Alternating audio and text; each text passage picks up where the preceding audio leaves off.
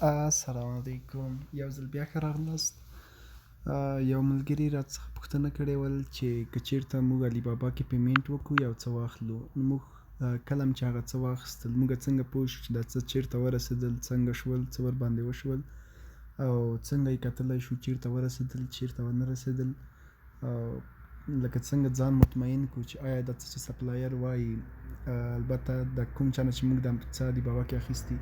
دا چې سپلایر یا منفکچر چې دا څه وایي آیا دا رښتیا وایي یا دروغ وایي، دا څنګه معلومولی شو، او یا هم دا څنګه معلومولی شو چې موږ چې دا څه واخیستل کله هم چې پیمنټ وکړو وروسته له هغې نه خپل ځان اطمیناني کړو چې دا څه چېرته ورسېدل، څه باید وکړو، کومه پروسه مخکې یوسو. یعنې دا چې کله چې موږ په علي بابا کې پیمنټ وکړو یو څه لپاره، یعنې دا فکر وکړئ تاسې دا بوټونه اخلئ یا هم بایک هر څه چې وي، نو تاسې دا واخیستل، پیمنټ مو هم وکړو، وروسته له پیمنټ نه تاسو څنګه ځان یعنې مطمئن کولی شئ چې دا څه خو ما واخیستل، اوس د سپلایر چې څه ماته وایي آیا دا رښتیا وایي، هغه راته وایي چې ما دلته ولیږل یا مې دلته ونه لیږل یا مې دا ورباندې وکړل یا مې تا ته ولیږل، ستا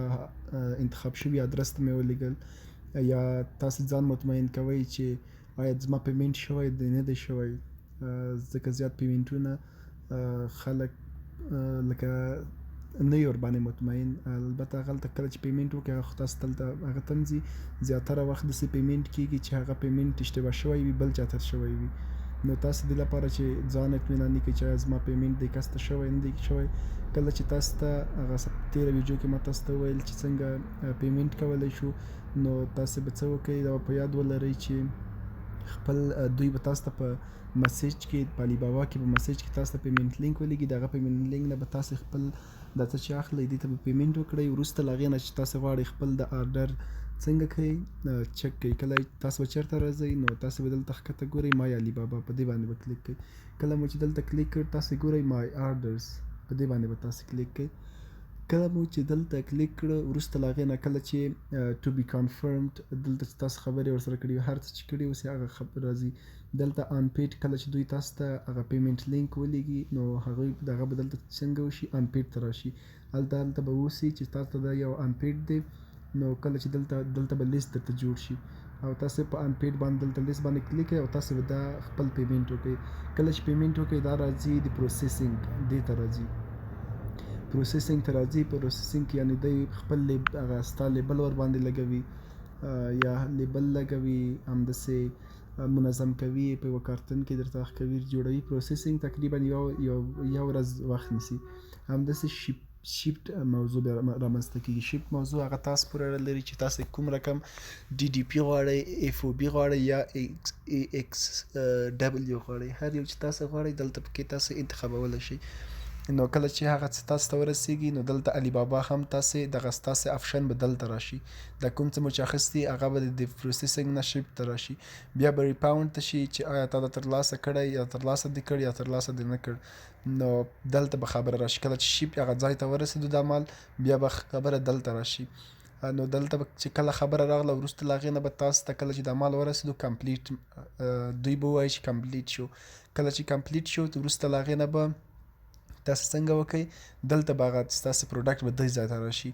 او دا خپله راځي، دا ستاسې لاس کې نه دي. دلته اوس وګوره 0 ځکه لیکل شوي چې تر اوسه پورې دلته څه اخیستل شوي نه دي یا شیپ شوي پیمنټ نه ده شوی دی ته، نه شیپ شوي نه کمپلیټ شوي، او وروسته له هغې نه د کلوز موضوع راځي چې تا ته مربوط کېږي چې ته دا به خپله کلوز کوې. هلته درته لاندې یو بل آپشن هم بیا درکوي چې آیا تاسې دغه څه چې تا ته د سپلایر درکړي دې نه راځي نه یې راځي، که چېرته راځي اوسئ نو کلوزد به کلیک کوئ، که چېرته راځي نه اوسئ میک کمپلینټ، کله چې میک کمپلینټ باندې کلیک کوئ هغه مال یا څه مو چې خراب وي علي بابا ته شکایت وکئ،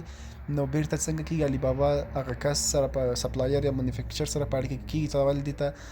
خراب مال ورکړی، نو دلته بیرته خپل مال بیرته ریټرن کولی هم شئ. نو کله چې تاسې کلوزډ ووهه ودې ویل چې زما مال صحیح دی صحیح را لېږلی دی، نو وروسته له هغې نه خبره ریویو ته ځي. دا ریویو تاسې به دغه خپله تجربه له نورو سره شریکوئ، یعنې دا چې دغه کس ښه کس و ښه کس نه و، یعنې تا ته یې په وخت باندې دا څه شیپ کړل، په وخت باندې درته ورسول، د څه چې درته ولېږل څنګه چې تا غوښتي وو هغسې و یا نه ول. نو دا ما درته تاسو ته ټول عملي ډول باندې ښودلي وو، خو بدبختانه زما علي بابا یو بل اکاونټ بند شو، تاسې هم په یاد ولرئ چې خپل علي بابا اکاونټ په 2 ځایونو کې نه راخلاصوئ، ځکه ما 2 ځایونو کې راخلاص کړی و، هغه بند شو. نو زه چې کله هغه ته اوس ورځم وایي چې ستاسې اکاونټ بند شوی دی، نو ټمپررلی بند شوی.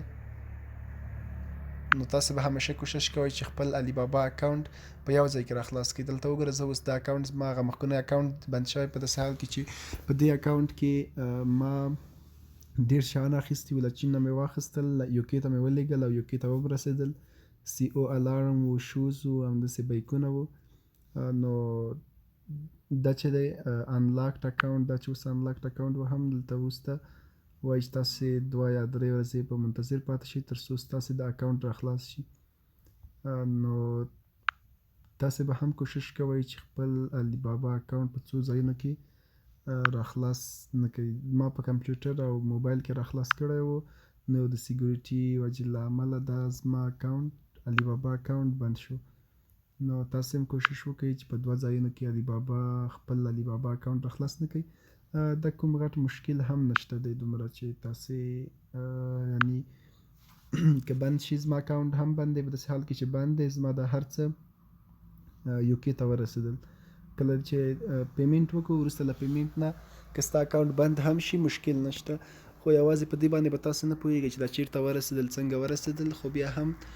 څوک ستاسې دا پیسې که چېرته ستاسې اکاونټ بند هم شي، ستاسې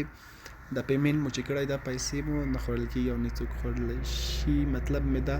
یعنې چې دا نه ضایع کېږي. نو دلته زما اکاونټ بند شوی دی، دلته ریویو اف یور انفارمیشن از انډر وی، result will be available within 1 to 3 business day. نو زما اکاونټ اوس بند دی. که دا خلاص وای نو تاسو ته به مې دا طریقې ټولې په علي بابا کې په عملي ډول باندې ښودلې وي.